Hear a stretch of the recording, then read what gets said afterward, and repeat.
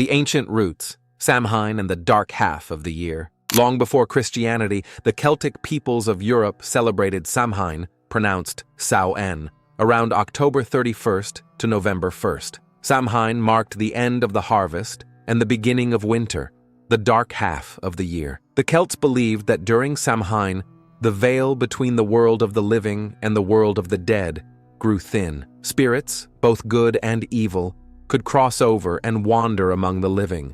To protect themselves and honor the spirits, the Celts lit huge bonfires on hilltops. These fires were thought to ward off evil and guide friendly spirits home. People wore masks and costumes made of animal skins to confuse wandering ghosts and avoid being recognized by any evil spirits. Sometimes they even dressed as monsters or the dead themselves, hoping to blend in and escape harm. Offerings of food and drink were left outside homes to appease the spirits and keep them from causing mischief. Families would set extra places at the table for visiting ancestors, and communities would gather for feasts, storytelling, and games.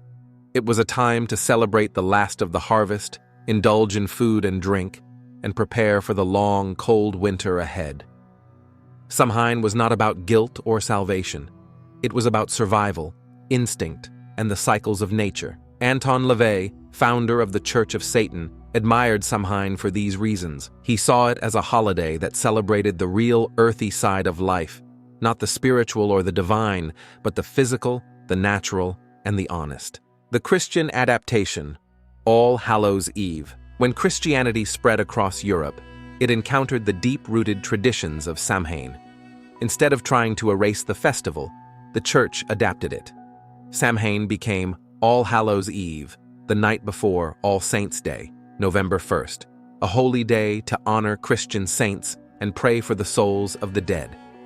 Over time, All Hallows Eve was shortened to Halloween. But even as the Church tried to give the holiday a new meaning, the old customs didn't disappear. People still lit fires, wore masks, and played tricks. They still told ghost stories and celebrated the strange, spooky side of life. The Church tried to baptize the holiday, but the old ways kept bubbling up beneath the surface. LaVey saw this as proof that people's natural instincts can't be erased by religion. He wrote that the Church baptized the devil's holiday but could not exorcise it. In other words, the Church tried to make Halloween holy, but the wild, earthy spirit of Samhain survived. The masks, the fires, the tricks, and the celebration of the macabre all continued, just under a new name. LaVey's reinterpretation, the satanic meaning of Halloween. Anton LaVey, founder of the Church of Satan, saw Halloween as the purest example of satanic human nature coming out in public. Where Christianity saw sin and danger, LaVey saw honesty and freedom. He believed Halloween was a night when people could drop their masks of respectability and show who they really were inside. In LaVey's view, the traditional idea was that ghosts and demons roamed the earth on Halloween, and people wore masks to scare them away. But LaVey flipped this idea. He said that on Halloween, people wear masks to reveal their true selves, their fantasies, their desires, their hidden power. The timid man becomes a warrior, the shy woman becomes a queen, the Puritan becomes a succubus. For one night, everyone is honest about who they wish they could be. LaVey called Halloween a psychodrama of freedom. Every costume, prank, and indulgence is a ritual act of self-expression. He called this lesser magic, using costumes and play to invoke your inner archetype and change how you feel and how others see you. He wrote, "When you don a costume, you're invoking your inner archetype. For one night, you're honest. And that's real magic." Halloween, for LaVey, was a night when people could celebrate the forbidden and the feared, acknowledge death as part of life, and enjoy the thrill of darkness without guilt. Instead of fearing damnation, LaVey encouraged people to enjoy Halloween as a time of freedom from guilt, a night to indulge in joy, play, and even a little darkness. He saw it as a ritual of honesty, where humans embrace what they secretly are, not what society tells them to be. Halloween in the Church of Satan. Today, the Church of Satan continues to celebrate Halloween, but not as a religious holy day in the supernatural sense. Instead, it's a cultural celebration of self-liberation, creativity, and indulgence. Members are encouraged to enjoy Halloween as LaVey intended, through art, costume, music, parties, and fantasy. The church's official website says, "We Satanists see Halloween as a celebration of indulgence and fun. It's when society admits, if only for a night, that the devil has the best tunes." For Satanists, Halloween is a time to let loose, be creative, and enjoy the things that are usually hidden or forbidden. There are no required rituals or ceremonies. Instead, members are free to celebrate however they wish, by throwing parties, dressing up, watching horror movies, or simply enjoying the atmosphere of the season. The focus is on personal pleasure, self-expression, and the joy of being alive. For many Satanists, Halloween is the one night of the year when the rest of society joins them in celebrating the things they value: freedom, creativity, and the thrill of the unknown. It's a night when the masks come off and people are honest about their desires and fears. The philosophical core: why LaVey loved Halloween. At its heart, LaVey saw Halloween as the annual eruption of satanic truth, a night when people are real, not righteous. It's the union of life and death, light and darkness, pleasure and fear. It's a ritual of honesty, where humans embrace what they secretly are. LaVey believed that on Halloween, the mask becomes the face. People stop pretending to be perfect and let their true selves out to play. The world joins the dance of the damned and calls it make-believe. But for LaVey, this was the most honest night of the year.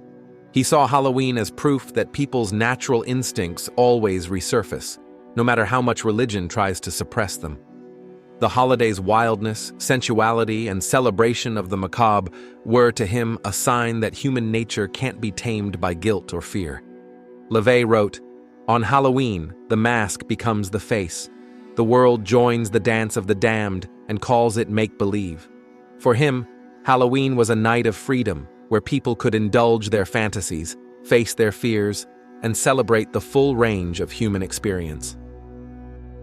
Halloween's symbols and occult imagery. Halloween is filled with symbols that have deep roots in occult and pagan traditions. Jack-o'-lanterns come from old Irish legends about spirits and tricksters. People carved scary faces into turnips or pumpkins and placed candles inside to ward off evil spirits or guide lost souls. Black cats, bats, and owls are all animals associated with witches and the supernatural. In medieval times, people believed witches could turn into these animals, or use them as their helpers. Seeing a black cat on Halloween was thought to be a sign of bad luck or a witch nearby. Witches themselves are a central symbol of Halloween. The image of a witch flying on a broomstick comes from old stories about women who practiced magic and gathered for secret meetings called sabbats. These gatherings were believed to happen on nights like Samhain, when the veil between worlds was thin. Ghosts and skeletons remind us of death and the afterlife, key themes of Samhain and Halloween. The idea that the dead could return to visit the living is at the heart of the holiday's spooky atmosphere. Costumes and masks, originally meant to confuse or scare away spirits, now let people become anyone or anything for a night. Candles, bonfires, and lanterns all come from ancient practices of lighting the darkness to keep evil away. Even the colors of Halloween, orange for the harvest, black for the coming winter, have roots in the old pagan festival. Halloween's spread and modern popularity. Halloween came to America with Irish and Scottish immigrants in the 1800s. They brought their customs of carving jack-o'-lanterns, dressing up, and playing tricks.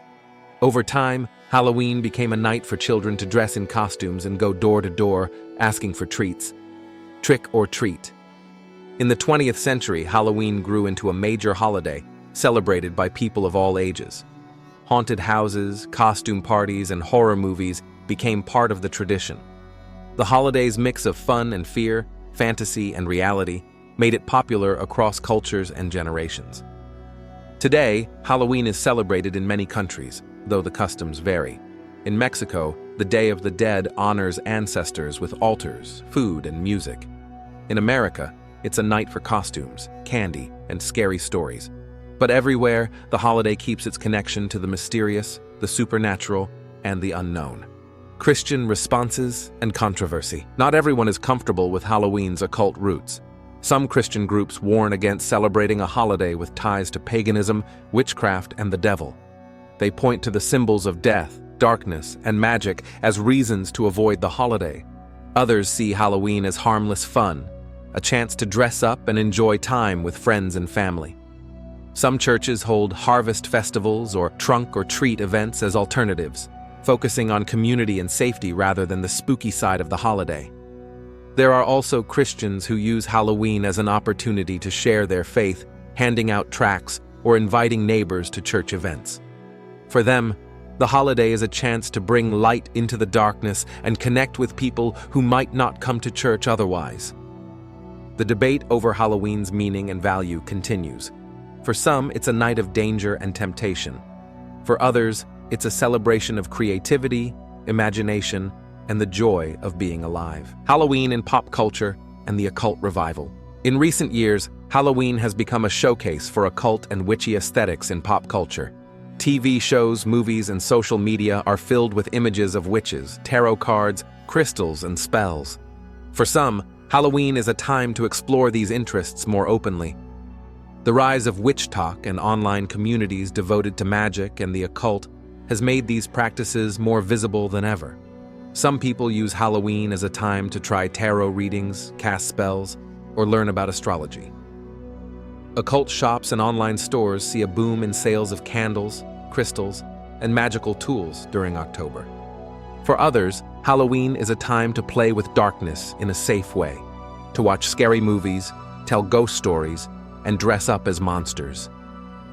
The holiday's connection to the supernatural makes it a perfect time to explore fears and fantasies in a controlled, playful setting. The deeper meaning, facing death and the unknown. At its core, Halloween is about facing what scares us.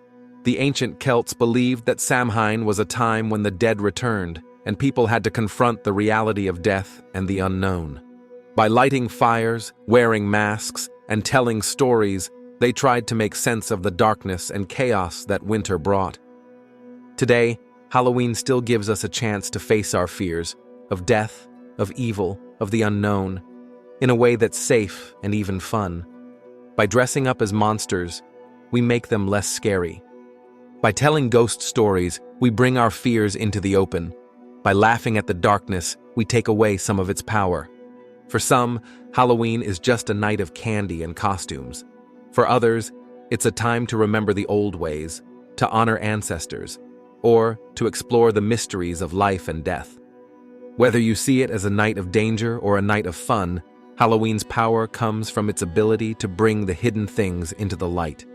Halloween's occult origins run deep, from the ancient fires of Samhain to the modern celebrations of costumes and candy. Over centuries, the holiday has changed, blending pagan, Christian, and secular traditions into a night that's both spooky and joyful. Whether you see Halloween as a harmless party, a spiritual danger, or a celebration of human nature, its power lies in its mystery. A night when the veil between worlds grows thin, and we all get to dance with the unknown. If you enjoyed this exploration, please comment, like, and subscribe for more deep dives into the hidden history and meaning behind the world's most mysterious traditions.